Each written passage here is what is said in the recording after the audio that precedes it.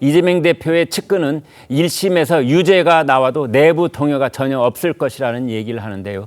친명 좌장으로 불리는 정성호 의원의 얘기를 들어보겠습니다. 피선거권 박탈형이 선고된다고 하면은 이재명 대표가 상당히 위기에 처할 거다고 하는데 지금 민주당 당내 상황이나 당의 지지자들 또 국민들의 여론들 보면 그렇지 않습니다. 당내 의원들도 오히려 1심 판결이 뭐 최악의 상황에 나온다고 하더라도 1심 판결 아니겠습니까? 유죄 확정 판결이 나기 전까지는 뭐 전혀 뭐 동의될 그런 현실은 아니라고 저는 보고 있습니다. 대법원 판결까지 만약에 나오면 막혀버리는 거 아닙니까? 저는 그런 상황은 오지 않을 거라고 보고 있고요. 이재명 대표가 무죄 나올 가능성이 훨씬 높다고 보고 있습니다. 자, 최 교수님 이제 다음 달 정말 소란스러워질 가능성이 높은데요. 뭐 두 건 다 무죄가 나올 가능성도 없지 않아 있긴 있다는 의견도 있습니다만 두 건 중에 하나라도 유죄가 유의미한 형량으로 나온다면 그다음 또 어떤 일이 벌어질지 여러 가지 경우의 수가 있을 것 같습니다. 네. 두 개가 다 무죄가 나올지, 네. 두 개가 다 유죄가 나오는데 두 개 다 유죄가 피선거권 박탈의 유죄인지 아니면 몇 개 경우수가 나올 것 같은데 그건 전혀 알 길이 없고 알 수가 없는 거고 말이죠. 그건 재판부의 소관인데 저는 1심에서 두 사건 다 하나가 됐건 두 개가 됐건 유죄가 나오고 피선거권 박탈이 나오든 말이죠.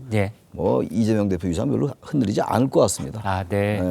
그게 변수가 이재명 대표도 변수입니다만 사실은 상수가 윤 대통령이에요. 제가 볼 때는. 오히려? 오히려 정치적 큰 그림으로 볼 때 윤 대통령의 지지율이 받쳐주거나 말이죠. 일반적으로. 그리고 민심의 신뢰가 돌아오거나 정권에 대한 지지가 또 올라가거나 이러면 사실 이재명 대표의 1심 유죄 피선거권 박탈 이상의 유죄가 나오면 상당한 타격을 받을 겁니다. 아마. 아무리 이재명 대표 물론 야권 내에서 이재명 대표 위상은 흔들리지 않을 거예요. 그렇다 하더라도 국민에게 끼치는 그러한 여러 가지 인식에서 흔들릴 수 있어요.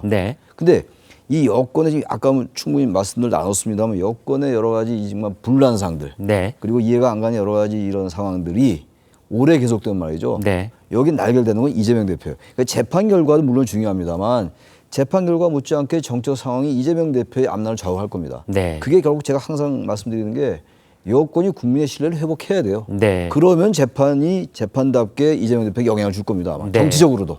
그렇지 않는다면은 저는 이재명 대표의 두 개가 유죄가 나오고 두 개 다 피선거권 박탈 이상의 형이 나온다 하더라도 11월 15일, 10월 25일 날 말이죠.